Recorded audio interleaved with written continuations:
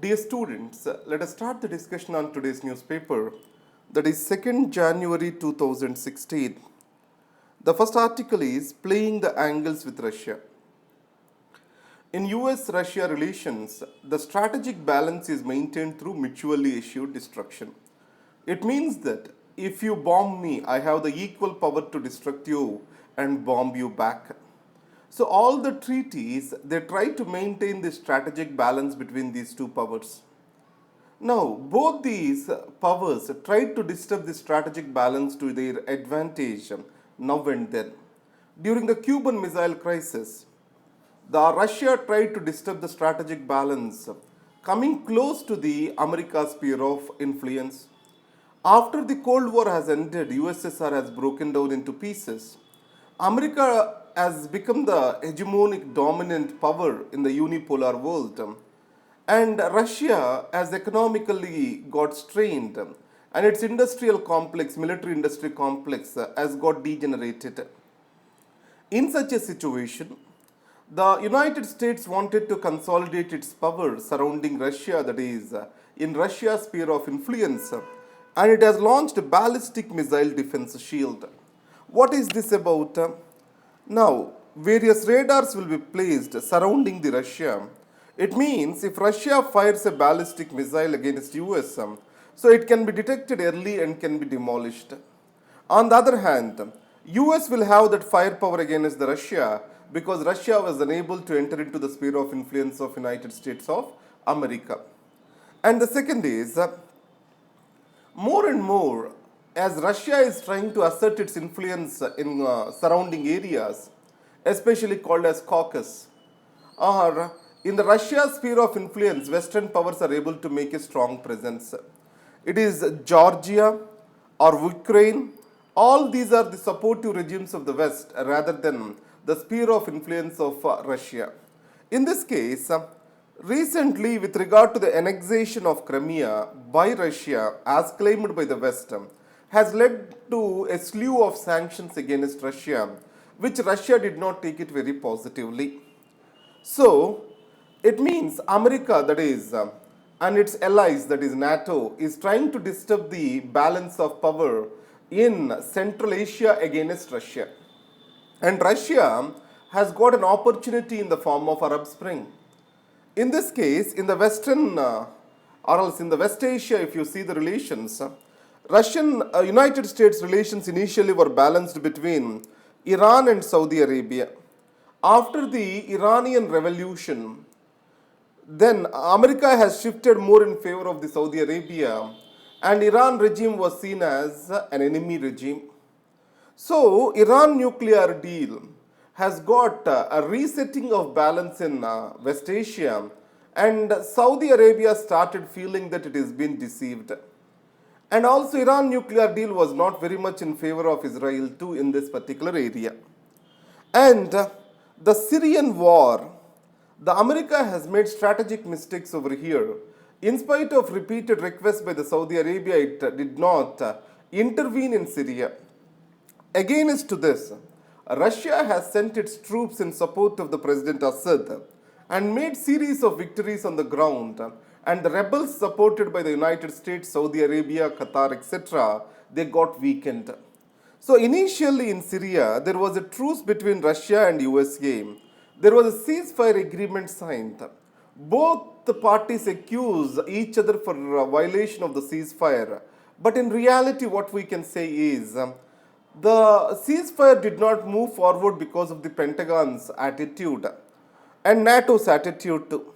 NATO and Pentagon, they structure themselves even today in the Cold War mentality.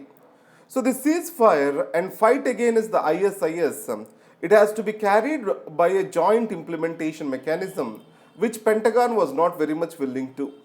It is not willing to share a partnership with Russia on fight against Islamic State.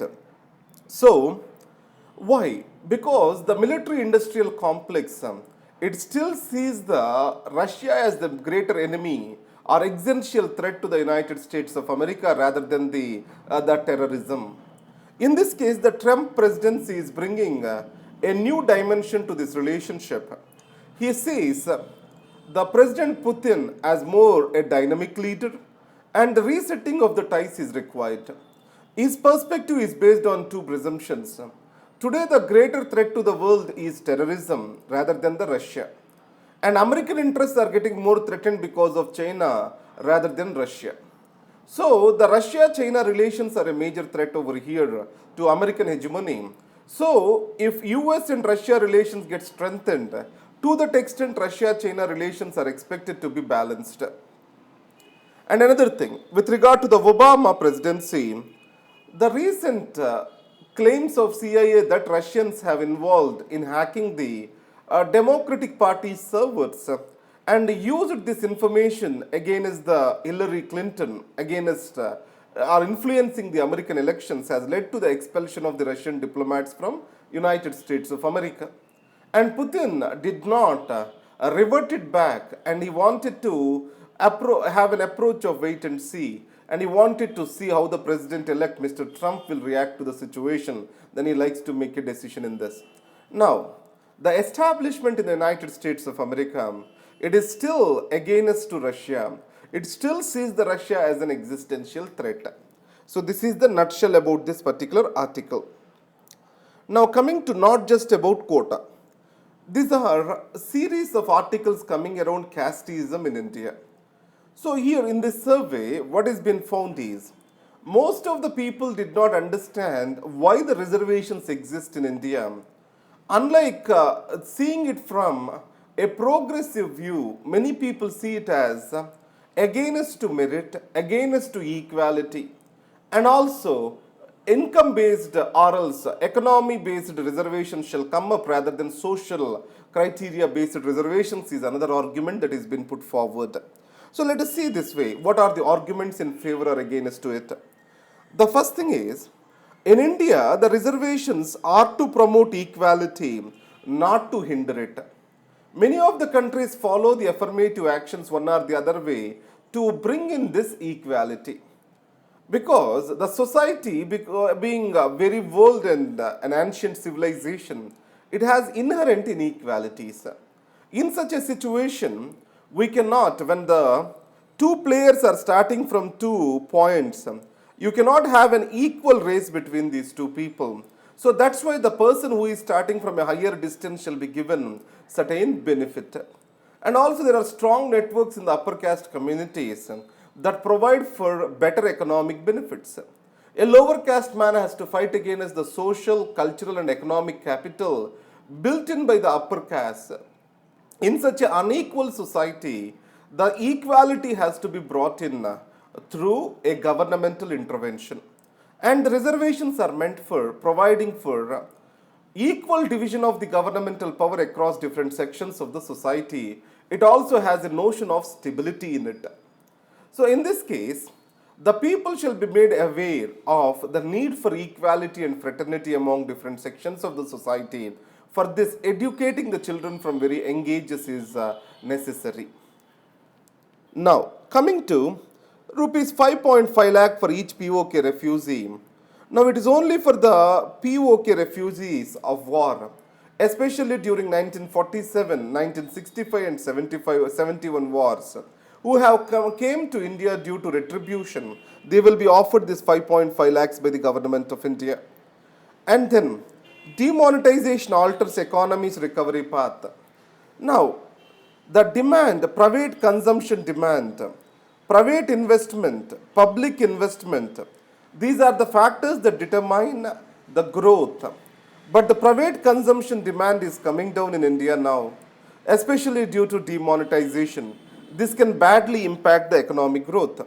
Coming to the private investments, this was very much dull in the entire last year, in all the 4 quarters. But it was about to get revived in this season. But the demonetization did not give a necessary push for it. Or one way, it has made the business risk aversive. So that's why these two factors are going against the growth what we intended to bring in the country. Now I brought in the questions as usual, and yesterday I took few of my students to an entrepreneurial farmer and who was previously in the Naxal movement. Now, he wanted to bring in a change by helping the farmers, especially the marginal farmers. And he's so knowledgeable and in the field visits.